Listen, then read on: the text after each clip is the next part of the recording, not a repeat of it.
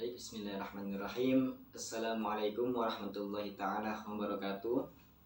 Perkenalkan, nama saya Rizky Wahyu Putra. Saya dari kelompok 13, kelas Prodi Ilmu Al-Quran dan Tafsir, khususnya kelas C. Nah, di sini saya akan mempresentasikan hasil makalah saya untuk UAS Study Fikih, yang dimana memasang tema Fikih Warisan Umar bin Khattab. Nah, sebelum itu kita kenali terlebih dahulu bahwa makalah yang saya buat ini sesemampunya saya. Jadi sekiranya ketika ada kurangan dalam makalah ini, saya mohon maaf. Atau mungkin dari presentasi saya nantinya yang akan memberikan kurang pemahaman, saya juga mohon maaf.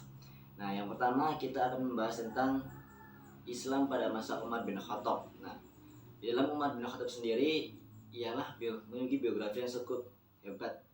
Sosok Khalifah Umar bin Khattab merupakan khalifah yang sangat gempar pada saat itu, dikarenakan dulu ialah seorang sahabat yang sangat membenci dengan Islam, yang sangat membenci kepada Rasulullah, kemudian menjadi pedang terhadap agama Islam. Nah, di sini dalam seperti apakah fikih yang terdapat dalam era Umar bin Khattab, hukum Islam atau fikih dan ijtihad bagaimana pada masa Umar bin Khattab? Di sini saya akan menjelaskan khususnya bab ini. Nah, yang pertama dalam sebab ini sebelumnya sudah dapat sedikit dikatakan, dengan mulai wafatnya Nabi Muhammad maka berhentilah wahyu yang turun selama 22 tahun, 2 bulan dan 22 hari. Kemudian pengganti Nabi Muhammad yang pertama ialah Abu Bakar, dan kemudian digantikan oleh Khalifah Umar ibn Khattab. Perlu diketahui bahwa kata khalifah yang terdapat dalam ayat ini diambil dari Al-Quran, yakni tentang pengangkatannya Nabi Adam yang diutus menjadi khalifah di bumi. Kemudian khalifah sendiri juga mengawasi jalannya pemerintahan dan menarik pajak sebagai sumber keuangan negara. Ia menjadi hakim yang mengadili sengketa hukum, menghukum mereka yang melanggar hukum, dan melarang segala macam penindasannya. Kemudian dalam seperti yang kita tahu bahwa Umar bin Khattab merupakan sosok yang sangat keras, sosok yang sangat tegas, di mana setiap hukumnya juga akan terpengaruh dengan kepribadiannya sendiri. Pada masa itu, Umar bin Khattab sering melakukan ijtihad dengan melalui hukum-hukum Islam yang sedikit dirubah oleh Umar bin Khattab. Seperti yang kita tahu, di sini saya menjelaskan 10 contoh ya. Seperti yang pertama, yakni talak 3 yang diucapkan sekaligus di suatu tempat pada suatu ketika dianggap sebagai talak yang tidak mungkin rujuk sebagai suami istri, kecuali salah satu pihak, dalam hal ini bekas istri, kawin lebih dulu terhadap orang lain. Kemudian di sini Umar bin Khattab menghukumkan bahwa talak 3 jika disengaja melakukan 3 maka akan terjadinya talak 3 sekaligus pada waktu sekian. Nah, kemudian di contoh yang kedua, pada Umar bin Khattab juga menetapkan untuk tidak membagikan harta rampasan perang kepada para tentara yang berjasa merebutnya. Namun, tanah rampasan tersebut tetap dianggap oleh pemiliknya dan mereka dikenakan pajak untuk kepentingan negara.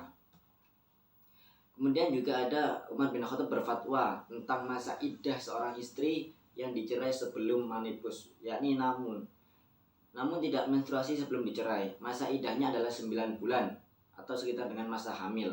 Jika memang hamil, maka itulah masa iddahnya.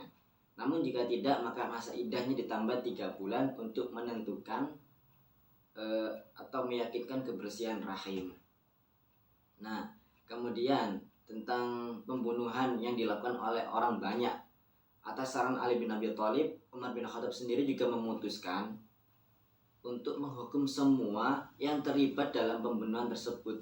Seperti halnya persekongkolan dalam pencurian, maka semuanya yang bersekongkol dikenakan hukuman potong tangan.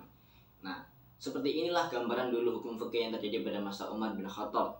Jika kita kaitkan dengan hukum kontemporer fikih yang pada zaman sekarang, mungkin akan dikatakan bertolak belakang dalam kaidah Al-Quran dan Al-Hadis. Dikarenakan jiwa yang diterapkan dalam Al-Quran ia merupakan sosok Islam yang sungguh amat amat. Namun di sini jika kita selidiki secara terperinci bahwa hukum yang diterapkan oleh Umar bin Khattab tidak tidak berkebalikan atau tidak menentang Al-Quran dan Al-Hadis. Ini merupakan hukum Islam yang memang sesuai dengan kaidah-kaidah fikih pada waktu Nabi menjelaskan tersebut.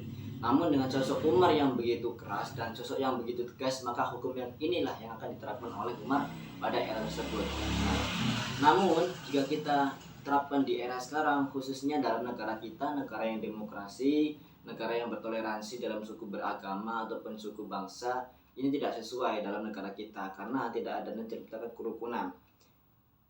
Namun hukum Islam yang diterapkan pada Khalifah Umar bin Khattab ini merupakan hukum yang sangat sesuai dengan hukum fikih, hukum Al-Quran, bahwa setiap pencuri itu dipotong tangannya, setelah mencuri lagi juga dipotong tangan yang lainnya sampai dipotong bagian tubuhnya.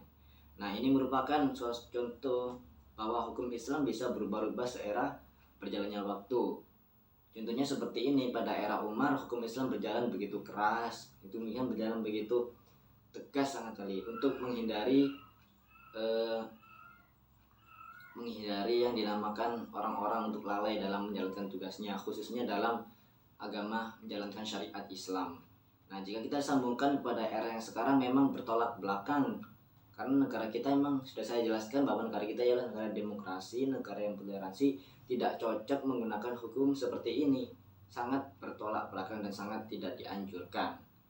Nah, mungkin cukup sedikit yang dapat saya sampaikan dari salah satu subbab pada makalah ini, karena saya di sini menerapkan tentang makalah warisan Umar bin Khattab. Khususnya kita akan mengenali, memahami bagaimana sih fikih pada masa Umar bin Khattab, bagaimana fikih berjalan pada Umar bin Khattab. Nah, seperti ini yang kita tahu bahwa fikih pada Umar bin Khattab juga seperti tadi dijelaskan bahwa Islam berjalan sedikit keras, Islam berjalan sedikit tegas karena pemimpin yang juga tegas ya.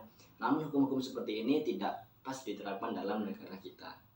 Mungkin cukup sekian dari saya. Apabila ada yang kurang memahamkan ataupun ada kekeliruan dalam berbicara, saya mohon maaf. Bisa kirimkan saran ataupun kritik dalam video ini melalui komen di YouTube. Dan saya berterima kasih karena sudah mendapatkan bimbingan dari Bapak dosen, dan ini juga terkait tugas ujian akhir semester 1, kemudian diberikan kemudahan dan kelancaran dalam menjalankan tugas ini dan mendapatkan nilai yang baik bagi saya. Dinasabdal mustaqim. Wassalamualaikum warahmatullahi wabarakatuh.